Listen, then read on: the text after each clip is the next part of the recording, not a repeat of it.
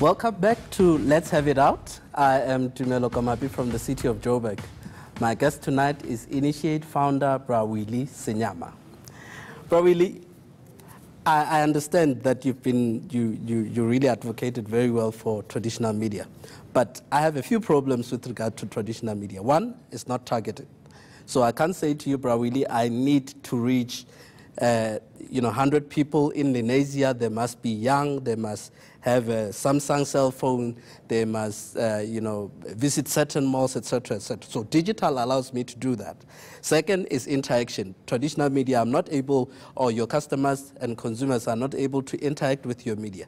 But digital allows you to, that in real life, as your ad is running for your consumers and customers to interact with that advert, etc., etc. Third is, we know traditional media is very expensive as compared to digital. I mean, with 100,000, I could come out with lots and lots of impressions on digital. Now, how do you think advertisers should still invest in traditional media? I mean, if you look at digital, it's quite cheaper to do it. Do you think they should still continue investing more money into traditional, even though it's not targeted? Well, let's take two examples.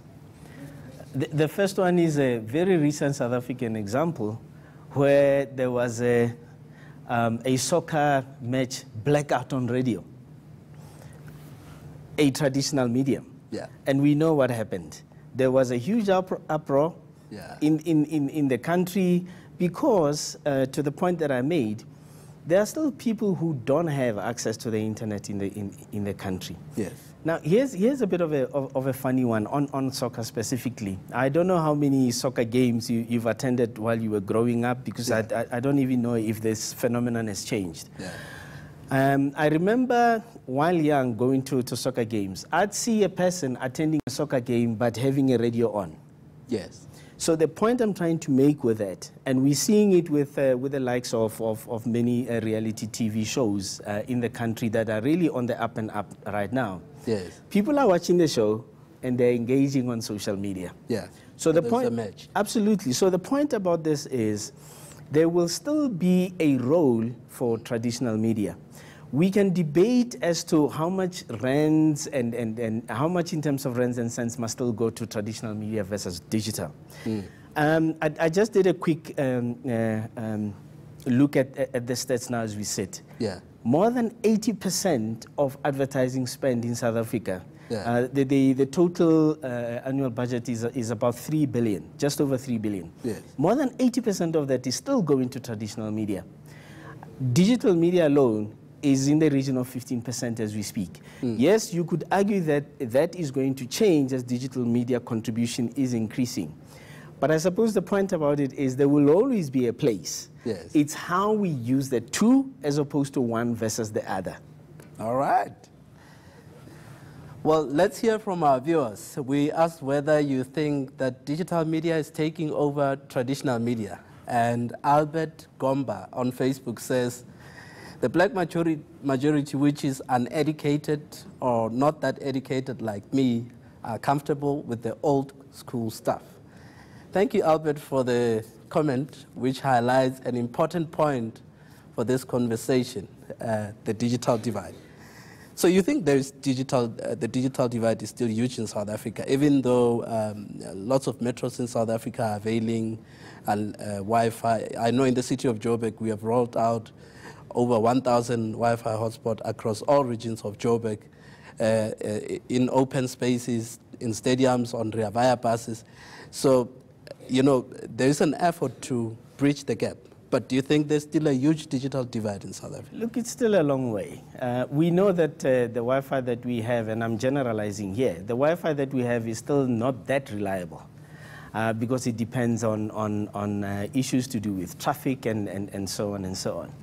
And as I said, 35% of our population is still in the rural areas. Yeah. And that's where you don't have these facilities that we find in urban areas. I was speaking to a friend earlier today who reminded me that Twitter is not a country. The point he was trying to make with that statement is the trends that we see taking root in the likes of Johannesburg, Cape Town, Durban, and Bloemfontein, those trends are not necessarily playing themselves out on the outskirts of these areas. Yes. And as I indicated, data cost is still high in South Africa. Minister Tumelo was on radio yesterday, and he was asked about it. And we know that coming out of the Lekgotla, ANC Lekgotla that happened over the weekend, they are putting pressure on the likes of ICASA to look into the issue of data costs. Yeah. We have amongst the highest data cost on the continent right now. So unless you sort out those issues, yeah. You know, when you look at the internet access at this stage, we're sitting at what, 53%? Yeah. But when you look at the usage, it's less than 25%. So it tells you that there's still, we may have the gadgets that allow us to have the access, but the actual usage is still low because we can't afford the data. What do you have to say about, I saw a story that, you know, MultiChoice claiming that it lost 100,000 of its customers to Netflix. It's still, there seems to be much more interest into digital TV and I mean, they are complaining here about you know, about their customers moving over, and is this regulated? Netflix coming to South Africa, etc., etc. Look, it's a fair point. There's going to be a market shift. Because Netflix is now in the country. Yeah. How seismic that shift is, only time will tell. But suffice to say, there are things that, there is one challenge that Netflix faces that MultiChoice has, local content.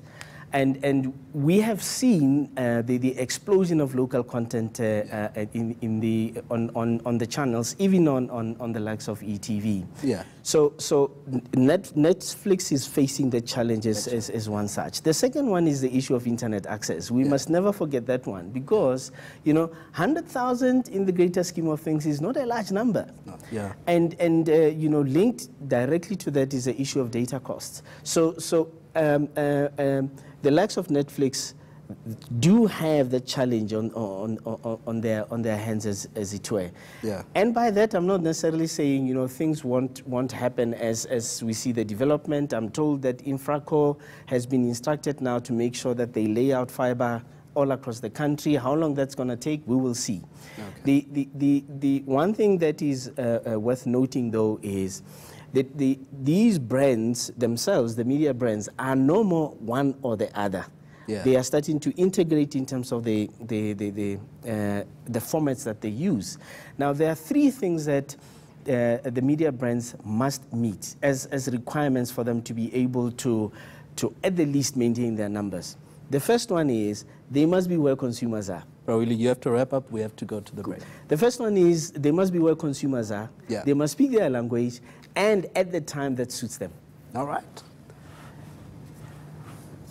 Well, after the break, we take more of your questions and comments. Don't go away.